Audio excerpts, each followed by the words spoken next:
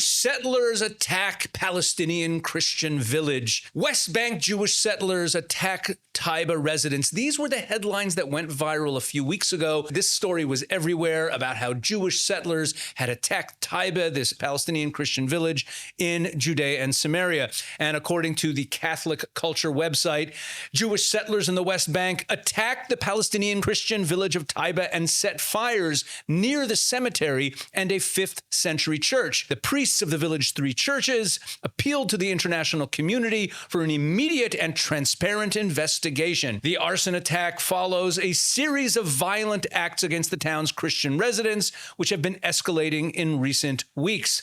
Now, it turns out that this entire story was actually a complete fabrication. It was a lie. We're going to get into all of the details in this video. Now, on July 14th, a few days after this fire took place, there were church leaders and diplomats from about 20 different countries, including the UK, Russia, China, Japan, Jordan, the European Union, who all came to visit the town of Taiba and to pay their condolences and express their concern.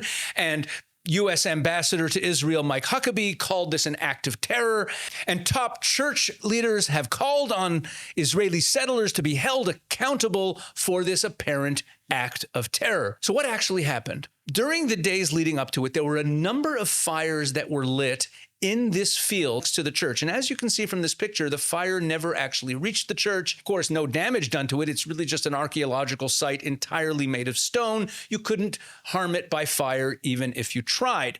But there was a number of fires lit in the area.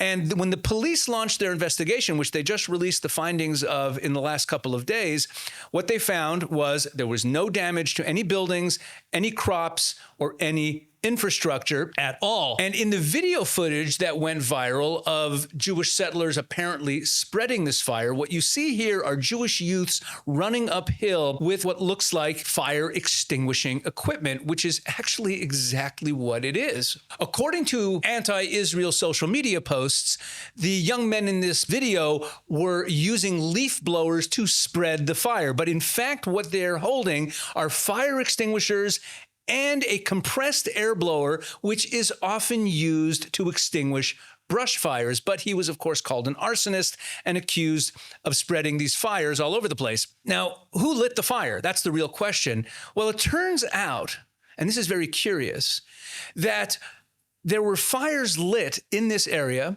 on July 7th, on July 8th, and July 11th. And the complaints that came to the police about these fires did not come from the Arab residents of Taiba. In fact, there were no complaints registered by the Arab residents of Taiba about any fires being lit. But the complaints came from the Jewish farmers. You see, the Jewish farmers for a while have been complaining that the field next to Taiba, which is public land that they use to graze their cattle, has been set aflame by the Arab residents of Taiba on a number of occasions. And this particular fire that started spreading towards the town of Taiba that these settler youth were trying to put out was actually started by the Arab residents of Taiba. And that's why they never complained to the police about the starting of the fire. Let me repeat. According to the police report, there were no repeated or follow-up calls received from any Palestinian sources.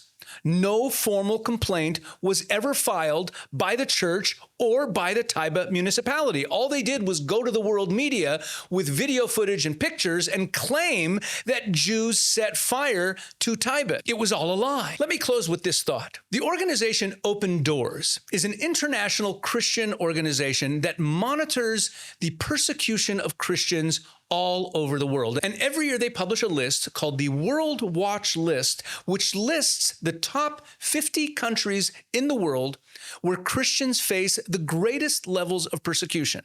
Now, on that list are a number of Israel's neighbors.